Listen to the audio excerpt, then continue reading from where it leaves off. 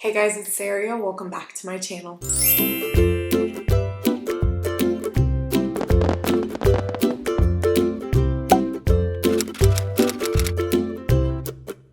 Today's video is an ear tutorial, but it is a collaboration ear tutorial, and I'm so excited about this one. So I actually reached out to my friend Meg over at Mickey's Magic. I will, of course, have Meg's channel linked down below if you guys don't know who she is. But she is a fellow YouTuber here, and she loves making DIY ears. She does have her own Etsy shop, and she also participates in Year of the Ear, which is the monthly ear swap that I like to participate in as well. I saw that Meg was back in Year of the Ear, and so I reached out to her to see if she wanted to do a DIY Mickey ear collab. And the focus of this collab is this guy, Dr. Facillier. This guy. So I'll be honest, I know nothing about Meg's ears. The only thing that I know about Meg's ears is that they are also Dr. Facillier. So be sure to check out Meg's video and see her tutorial and how she decided to make her ears. I'm not gonna lie, you guys, I love these. They are a completely new method for me. I've never made ears like this. I also have never seen anyone make ears like this, but the method is something that I got inspired by on TikTok. So really quick, I'm just going to give you kind of like an overview of the ears, but they are acrylic discs that I hand painted. So I sketched an image and then I painted them. And then I added these little skeleton heads that stick up. And the best part about these ears is that they light up. So all of these little skulls that stick out, they do move. They're very flexible because of the wire of the lights, but all of them light up. And the light switch pack is hidden inside the bow. So it does have this lacy, sparkly purple, very like Disney villain style bow. We've got Dr. Facillier painted on this side. And then we have the little voodoo dolls on this side. And then the back is just plain black to conceal how they're not pretty on the other side. A while back I saw this TikToker. I will try to link her if I can find her. She does like art displays of these big acrylic sheets. And she like traces the character and then paints it. And I was like, if I can find discs, and if I can figure out how to cut the bottom off, then I can do this on a set of ears.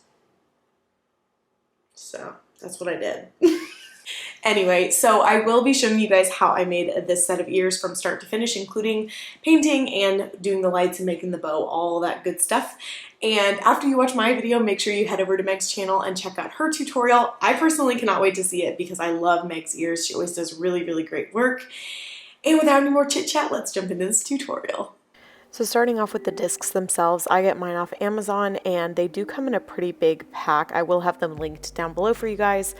But to cut off the bottom, I'm going to be using my hot blade or wood burning tool. I think that's technically a wood burning tool, but I'm using the X-Acto knife looking blade to cut the bottom off of the disc. To trace out the curve on the bottom, I'm going to be using the ear sewing line template. It was the most similar in size to the acrylic disc, and I'm just going to trace a line on the bottom. You do see 2 lines on my disc. I just didn't do a very good job the first time, so I retraced it before going in and cutting it. And then to actually cut it, what's going to happen is your hot blade is just going to melt through the plastic. So you're very gently going to push your knife through the plastic. This is not sped up, this is actual speed, and I'm going to keep it this way the whole tutorial for this portion at least, just so you guys can see how it works. But essentially it's just melting its way through the disc. So you just very carefully go along the line that you traced until you get to the bottom. Remember to be really aware of the direction the knife is pointed. Don't ever have your hand anywhere near this blade because it will do some serious damage. And then also, a lot of the time once you cut down to the bottom, your blade will slip a little bit. So make sure that you're not gonna like gash into your countertop or your table. But that's what it'll look like once you're all done. So next we're going to go to tracing. Now I would highly encourage you to print off the image you want because tracing off of your phone is a little bit difficult sometimes because your phone can move around. But it did work out for me. I just pulled up this image of Dr. Facillier that I liked and I used this marker, which is very specifically what's needed. It's an oil-based paint marker, and this is what's going to draw permanent onto the disc before you go in with acrylic paint.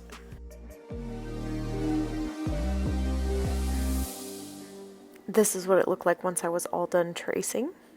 Not perfect, but for my first try, I was pretty happy with it. Now that paint marker dried a lot faster than I was honestly expecting it to. I was able to start painting maybe 3 minutes after I'd traced the entire thing.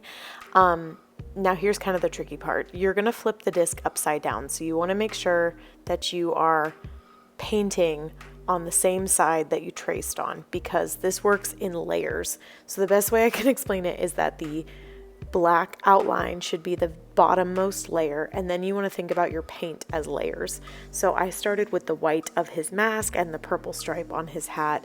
I definitely didn't do my layers perfectly, but you want to think about what needs to be at the forefront, because you're going to put paint on top of paint, if that makes sense. Again, I linked that TikTok down below for you guys where she does a really good job explaining how to do this. Now she is painting on glass, not on acrylic technically, but it's the same concept. Just keeping the reference photo open, I'm trying to work little bits at a time and make sure that I'm doing the paint in the layers that make sense. However, I would highly suggest letting your paint dry before doing the next layer. I was a little bit in a hurry to make sure that I got this tutorial done. And then here I want to point out, I actually used chalk paint, which really isn't advised in this type of tutorial. You should be sticking to acrylic paints, but it did work out. It looks pretty good. The chalk paint just isn't really the right consistency. And then as far as what acrylic paints to use, I did use the super cheap apple barrel paints, and honestly guys, I would suggest getting just a slightly nicer acrylic paint like DecaArt, or still the acrylic paints that are sold at Walmart, just the ones that aren't 50 cents, the ones that are a tad bit more expensive. They'll layer a little bit nicer, and they also won't dry as streaky as some of mine did. Another thing that I did in this painting is tried to do kind of like a green fog of magic. And I guess what I mean by that is I just kind of splotched green and purple paint onto the background of the disc, because I wanted to make it look like the magic that's kind of consuming him when he sings his song in the movie. So this is what it looked like, and I'm going to be honest, you guys, it was super messy. I did go in and clean it up a little bit and add paint where I had forgotten to, but again, I would just suggest taking your time. I did a lot better on the second ear, which was the little voodoo dolls, and again, I just traced them off of my phone and then went in with acrylic paint. I found them way easier to paint than an actual person.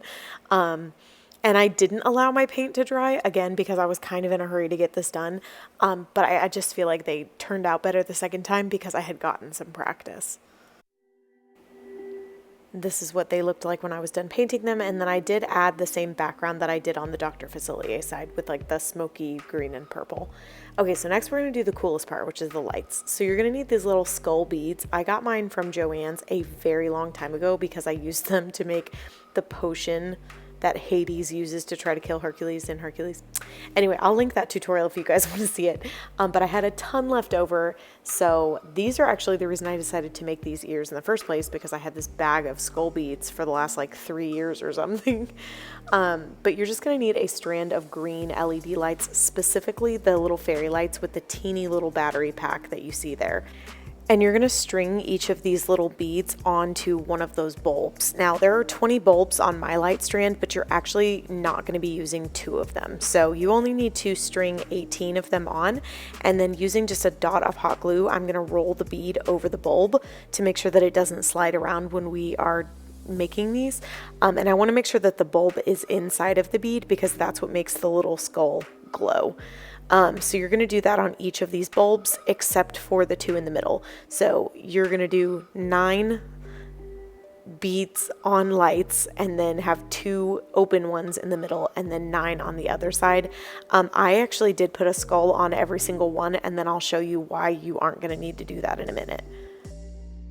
So here were the 2 discs once they were totally dry. I think they came out pretty good for my first attempt, but I am going to need to cut a backing for each of them to conceal the wires for the lights. So just using some stiff black felt that you can pick up at any craft store, I'm just going to trace each ear to make sure that the felt perfectly fits the back of each one, and then I'm going to cut those out. And then I wanted to show you guys one of the ears wasn't sitting against the headband very nicely when I tested it out. So I just sliced off just a teeny bit more on the bottom to curve it a little bit better along with the headband. Again, be really careful when you're using the hot blade. Make sure that you don't like hurt anything around you or worse yourself.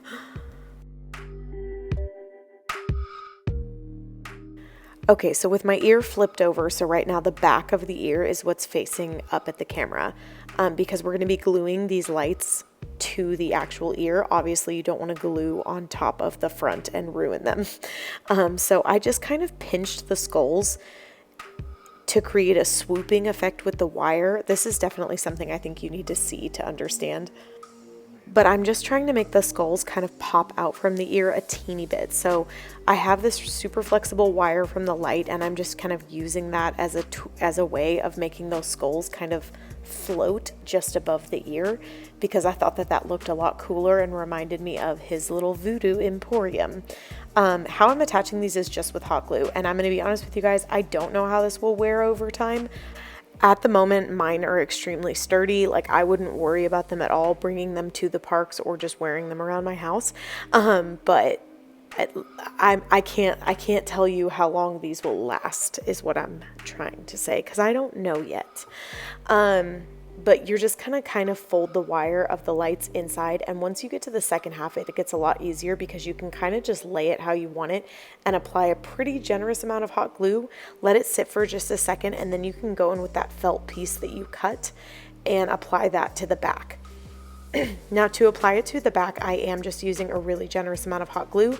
You don't end up being able to see the hot glue through the other side. That was something I was super nervous about, and it didn't change the paint on the ear at all. So no negative impact from what I can tell. Now, something that I did not think about with this was which ear did I need to start the light strand on. So I had originally intended for the Dr. Facillier ear to be on the opposite side of the headband that it ended up on, but because of the way I strung the lights, I wasn't able to do that. So just look at your ears and really think through like which side does the strand of lights need to begin on, so that your design looks exactly how you want. But they look super cool, and they light up, and they're adorable. You know, we're as adorable as little creepy skulls can be. The other thing that you need to pay attention for is this part right here. So I told you guys you didn't need to strand 20 skulls, but rather only 18, because as you can see here, I've just got these two random skulls floating between my two ears. So I had to very, very carefully peel them off of the hot glue that I had glued them in place with, and then taking some snipping tools, I had to cut the little beads off of the strand of lights. I didn't end up braving that until after I had made the bow, but I wanted to show you guys the clip now, just so you can see. I was able to break the little beads off of the middle pieces, because those two random light bulbs in between are actually going to be on the back of the ears, not the front, so you don't need skulls on them. To make the bow, I'm going to start by cutting a piece of felt that's going to be the center insert of the bow to give it a nice structured look. And I'm going to cut a rectangle that's 4 inches by 5 inches of a purple felt. Next, I'm going to take some sparkly purple fabric that I had on hand, and using that felt piece, I'm going to cut a strip of fabric that is long enough to conceal the felt, because this is our second layer of the bow. Now, normally I glue false hemlines, but this time I decided to try it a little bit differently. So I'm actually going to glue down the center of the bow first. So folding over one edge of that sparkly purpley fabric, and then the other, and just hot gluing them in place. And then I'm going to fold over the smaller ends of the rectangle. Normally I wouldn't do this because I think it gives you kind of an ugly edge, but the lace that we're going to be adding will cover that up. So just adding a couple dots of hot glue, I'm going to tack down my ends. And I am kind of folding it almost like how you fold a present, where I'm tucking down the inside flap and then only folding over the outer flap. I hope that makes sense. Most of the time when I'm making bows, you guys, it's very problem solving. It's just, I want it to look like this. How do I get it to that point? And then we're going to do our lace layer. Same thing, I'm going to lay out the lace and then just see how much I need in order to cover up the rest of the bow. Now I do end up trimming it down because I really liked the idea of the purple sticking out instead of being fully covered, because as you can see here, if I fold the lace over multiple times, you stop being able to see that purple color, and I didn't want to lose it. So I'm actually going to cut this lace to not fully cover the edges, and I'm not going to hem the edges because I liked the idea of it fraying and looking kind of messy. I think that it matched Dr. Facillier's vibe in a way. So I'm just going to cut off the ends and then tack this down in place with just a few drops of hot glue.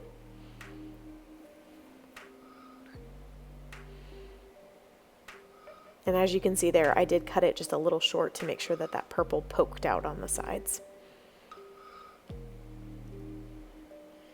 And surprisingly, the hot glue did not get everywhere. Sometimes when you're working with lace, it gets a little messy. So next we're going to actually make this into the bow shape by accordion folding the bow. So you just kind of fold over, under till you get that really nice bow shape. And then for the center ribbon, I'm going to use this Dollar Tree ribbon that I've had for forever, and I've barely ever been able to use it. It's a really sparkly adhesive ribbon, so it actually has a stickiness on the back. You just have to peel that paper off. However, I will still be hot gluing it in place just to make sure that it holds and doesn't come apart. But yeah, just go ahead and accordion fold your bow, and you don't have to use the exact materials I'm using. Obviously, you guys can probably find something in your home or go to a craft store and pick out something that you personally really like. But I liked the sparkly detail that this gave it. The adhesive on the back was holding, but when I picked at it with my finger, it came apart. So I just felt safer using a little dot of hot glue to hold it in place. So now we can begin assembling our ears to the headband. So I am going to be very careful where these go, because with them being connected by that wire, it just makes it a little trickier and easier to make a mistake. So I am going to use a marker to mark on the headband exactly where these go after lining it up with my ear spacing template. And then I'm just going to apply some hot glue to the bottom of this ear and very firmly hold it down onto the headband. I was pretty nervous about this because I did not know how well this would hold it, but it provided a surprisingly strong hold, and I think a lot of it is to do with the fact that there is felt on one side. I do have an alternative for you guys if you are worried about this not holding up, which is to take that hot knife and use the pointed poking tool that comes with it and poke a hole through the bottom of the ear before you attach the lights. I would have done that this time, but I had already attached the lights when I thought of it, and I knew that if I went through the wrong spot, I could just sear straight through the wires, so I did not do that. But after poking 3 holes through the bottom, you could use a ribbon to lace it through and hot glue the ribbon down onto the headband. I know this probably isn't making much sense without being able to see it, so I will have the tutorial linked down below where I did a similar method using wood discs that I had painted on a set of ears. And of course, if you guys have any questions for me or need clarification on any of the instructions or help, I am happy to chat with you guys in the comments or DM me over on Instagram. But for me, I had just decided to go ahead with hot gluing them down, and I didn't really have any problems. They're pretty strongly adhered to the headband. I would say about the same sturdiness as any fabric set. I do think that some of that is because of the felt backing, but I also think it's just because they're so lightweight, it's not hard for the hot glue to hold them in place. So this is what they look like before the bow, and I'm not gonna lie to you guys, I think they're so cool without the bow, but I needed a way to hide the light switch pack, so I will be adding a bow. I was also really sad because I had a little black top hat saved for this tutorial, and I have no idea where it went, so bow it is. Now this did take me a minute to figure out how to best hide this bow, or how to best hide the light switch, because obviously you can see it through the lace. So I did end up having to pop up the backing on the purple fabric just a little bit to slide the battery pack down inside of it. But I also saw that the wire was just too long and I was having to work with too much of it. So I am going to tack down the wire to the headband just a little bit where there's a plastic wrapping on it. And then after allowing that to dry, I'll go back to concealing the battery pack into the bow. Now, in order to best conceal it, I am going to pull the battery pack through the bottom of the bow just underneath the lace so that I can pull that wire underneath the lace and better hide it. And then I'm going to go back inside the bow under the purple layer to hide my battery pack inside. I'm not gluing it in. I want to make sure that it's accessible if I need to change the batteries. And then I'm just going to hot glue my bow down to the center of my ears. and firmly hold that down until the glue totally dries. That is the last step in making these Dr. Facillier light up ears. I think they came out pretty cool. They're honestly some of my favorite ears I think I've ever made, mostly just because of the little light up skulls. Thank you guys so much for watching. I really do appreciate when you guys come over to my channel and interact with my videos, giving it a like or a comment. And for today, if you guys don't know what other comment to leave me, so we're gonna be like ultra weirdly specific today, but if you don't know what to leave for me in the comments, then leave me this emoji, the little sewing needle, because it makes me think of a voodoo doll. Like these guys. I would also really love to know who your guys' favorite Disney villain is. I have a couple other Disney villain type tutorials and I will try to remember to link those down below for you guys. I really enjoyed doing this collab with Meg because I don't have a lot of Disney villain ear tutorials on my channel, which is super surprising because I love Disney villains. I will link the ones I have for you guys. I have a Vanessa / Ursula set that you guys can follow the tutorial on. And then I do have Zurg ears behind me, but they're made of like paper. They're not for wearing outside your house. Like, I just made them for fun. And then I have tons of Hocus Pocus stuff. And I have evil stepsister ears. What else have I made? I have evil queen ears for sure. I do plan on making Cruella ears because I already have the stuff to make them with. And if you guys have any other suggestions or like Disney villains that you desperately want to see, please leave them for me in the comments. No promises, because I do have a ton of Halloween tutorials coming y'all's way. But I do love making ears and finding new methods to do it. So thank you guys so much for watching. Please give this video a like so that I know this is a tutorial that you enjoy watching. Be sure to check out Meg's channel as well. I love that girl and I want you guys to head over and see the amazing ears that I'm sure she created. If you're staying on YouTube for a little while longer, please check out the content that I have linked down below for you guys and I will see you in my next video. Bye!